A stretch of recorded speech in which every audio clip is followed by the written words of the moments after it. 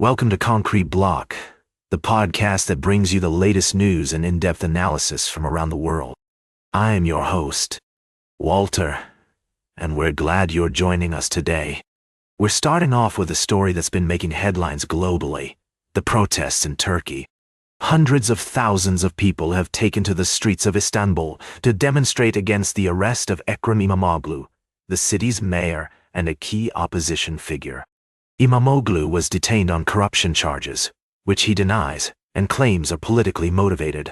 The protests, which have been ongoing for weeks, have drawn international attention, with many expressing concerns about the state of democracy in Turkey.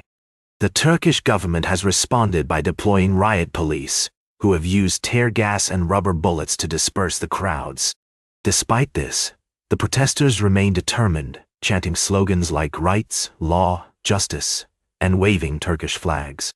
Imamoglu's supporters see him as a symbol of resistance against President Recep Tayyip Erdogan's government, which they accuse of undermining democratic institutions and silencing opposition voices. The international community has also weighed in, with many calling for Imamoglu's release and an end to the crackdown on protesters. It's a complex and sensitive situation, with both sides presenting their arguments. While the Turkish government maintains that the arrest was based on legitimate corruption charges, Imamoglu supporters argue that it's a clear case of political persecution. As we delve deeper into this story, we'll be exploring the implications of these events for Turkey's democracy, its relationships with the international community, and the potential consequences for the region. We'll also be examining the role of social media in mobilizing protesters and amplifying their voices. For now, it's clear that the situation in Turkey remains volatile, with no clear resolution in sight. The protests show no signs of abating, and the government's response will be closely watched by the international community. We'll be right back with more of today's top news on Concrete Block. Welcome back to Concrete Block. We're diving into the middle segment of today's show, where we explore a fascinating tale of international relations, strategic interests, and cultural nuances. You might recall the news that made waves last year about the United States' interest in purchasing Greenland from Denmark. Well, it seems that story has taken an interesting turn. Recently, U.S. Secretary of State Mike Pompeo's special representative was not involved, but a key figure in this situation. J.D. Vance did visit Greenland, sparking a flurry of reactions from the local population and the Danish government.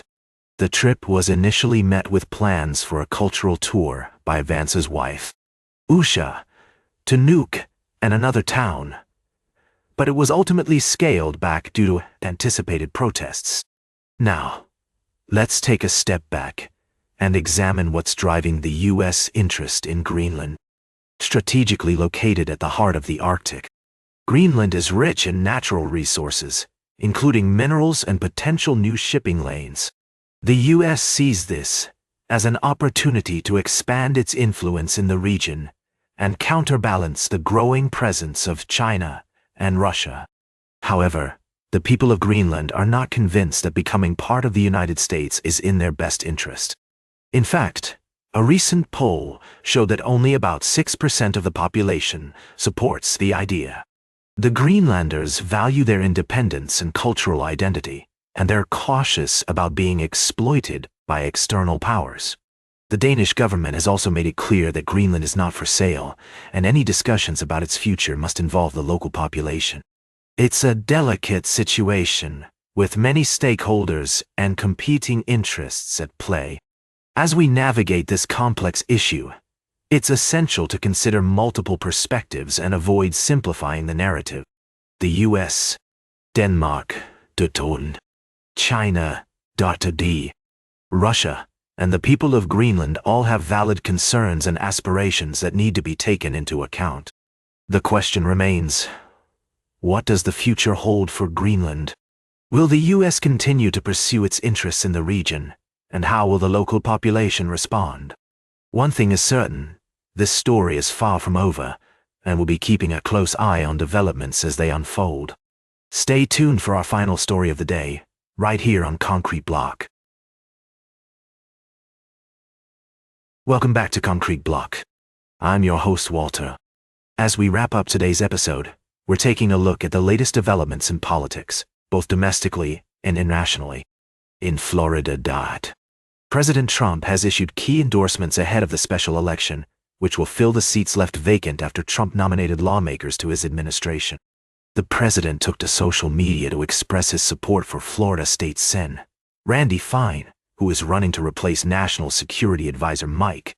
In other news, Finnish President Alexander Stubb made a surprise visit to meet with President Trump at his estate in Florida, where the two leaders discussed strengthening their country's bilateral partnership and played a round of golf. According to a post on Truth Social, the two presidents met for breakfast, played golf, and had lunch together, also discussing foreign policy issues, including Ukraine. This meeting comes on the heels of Vice President J.D. Vance's uninvited visit to Greenland, a semi-autonomous territory of Denmark, where he accused Denmark of doing a poor job keeping Greenland safe. Trump has expressed interest in acquiring Greenland, which is part of a growing international focus on competition to control the Arctic. However, Denmark's government opposes such a move, as do most Greenland residents. It's worth noting that Finland is the world's leading producer of icebreakers, and about 80% of these ships have been designed by Finnish companies.